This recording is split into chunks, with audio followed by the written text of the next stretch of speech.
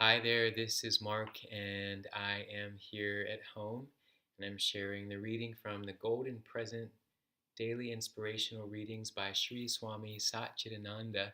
This is a collection of daily readings that are assigned per day, and I'm making a commitment to stick with this for 365 days, started on December 21st.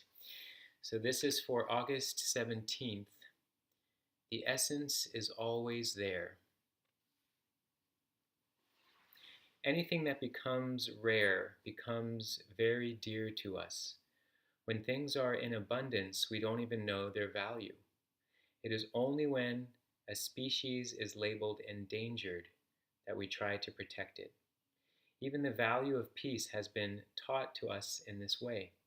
Nature allowed us to do everything to lose our inner and outer peace. Now we are beginning to know the greatness of having peace. In the normal worldly sense, a species may become extinct. There is a beautiful saying in the Bhagavad Gita: what is will always be, what is not never was and never will be. The essence is always there. You can never destroy the essence. Then what is it that is destroyed? The form that the essence takes. Only the name and form are destroyed. Species keep changing. We cannot stop that. All of a sudden, hundreds of whales die and get washed ashore. Can you stop that? It is all part of the nature. Peace is also a species on the verge of extinction. The whole world is now striving to save it. Let us do whatever we can to help others and to not consciously hurt anyone or anything. That means that no one should be afraid of you, and you do not have to be afraid of anyone. That is an important quality of a yogi or spiritual seeker. Fearlessness is an important virtue. Develop that. This is great. I'm grateful that these are coming up in the readings right now to hear this about peace is a species also on the verge of extinction. How much we're seeing and also possibly beginning to fear safety and um, our a little more fear for our well-being because of things that are happening around us in the world, and it starts to make us really uh, feel ungrounded. And here there's a message to not to be afraid of anyone, and that fearlessness is an important virtue. Develop that.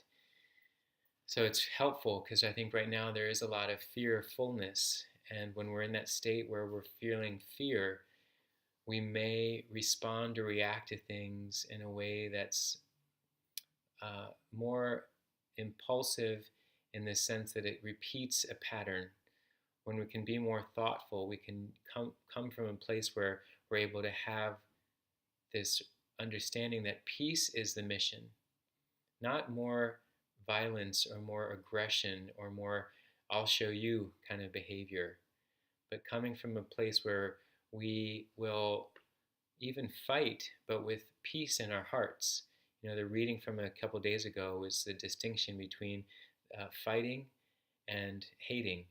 And Swami Satchidananda spoke that, you know, fighting is something that seems to be part of, well, he spoke about a dog's nature, but relating it to our nature. It's just part of this instinctual um, response to danger. But hating is not. Hating is not something that we're born with, and it's something that is taught. And it comes out of fear and ignorance. And what happens when we can educate and illuminate? We have a different mindset, and approach can be different. So I like that this is a timely reading in this way, and to also hear the message about the Bhagavad Gita. What is will always be, what is not never was and never will be. And I remember actually reading this in the Bhagavad Gita, and that takes a minute to really think that through, because it sounds like a very simple, inverse type of a statement. But it's an understanding that there is a way to hold perspective, that there is a flow of some essence, as it talks about here, that is always moving itself forward, bringing itself into our consciousness, but sometimes it's just not as clear as to how it's coming to us and what the message is. And we can get caught up in the fluctuations of a situation, the fluctuations of the mind, and lose sight of the constant. They're the things that are a constant.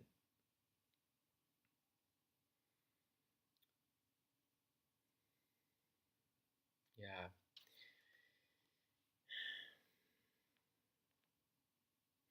I like that it's really looking at this metaphor of an endangered species and what we do to try to protect that.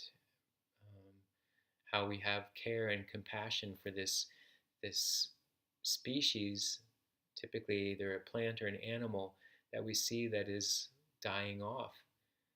And maybe part of this is natural selection, or it's could be in part due to humans who are hunting and eliminating species.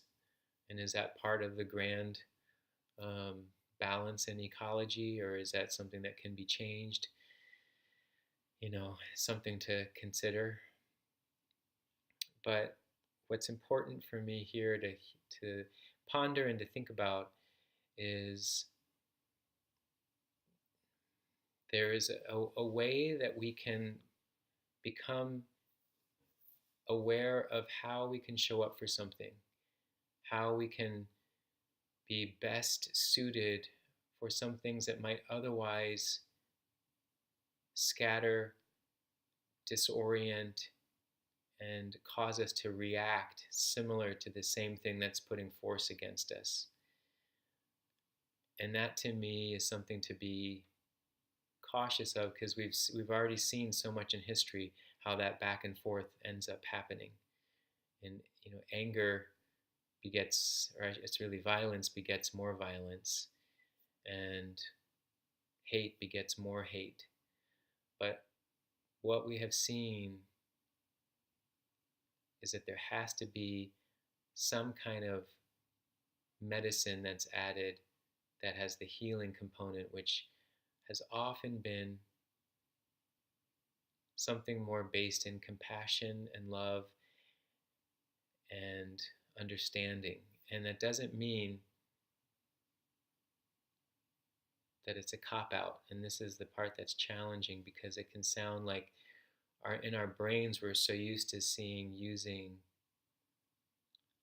more of the violent actions to be able to counter something. And I do feel that sometimes, in order to get someone's attention, if they're operating on that level, it's like responding to a dog. You can't likely speak sweet nothings to a dog to try to train it. Sometimes you have to be very strict, very loud vocally, because that's what it's used to dealing with.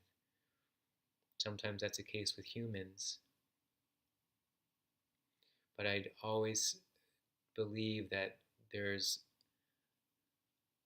a way to tap into the higher consciousness of people by kind of as more of a surprise of the opposite of what may be expected. Like, instead of yelling at someone you're mad at, what if you just were to go up and hug them?